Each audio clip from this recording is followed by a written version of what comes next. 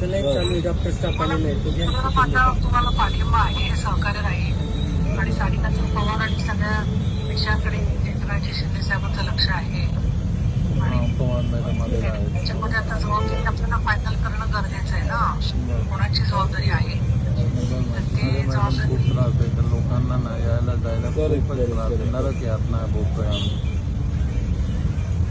माझं असं म्हणणं आहे की PMRDA तयार आहे ना करून द्यायला. नाही PMRDA ने आज स्पष्टपणे सांगून दिलं की हा रस्ता PMC करणार आहे, आम्ही करणार नाही.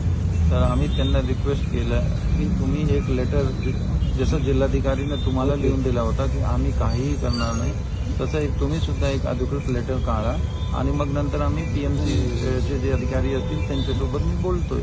तर PMC वाले सुद्धा आले होते पण ते ॲक्सेप्ट केले की ठीक आहे हा रस्ता जिल्हाधिकारी सुद्धा करणार नाही, म्हणजे जे लँड ॲक्विजिशन वाले आहेत आणि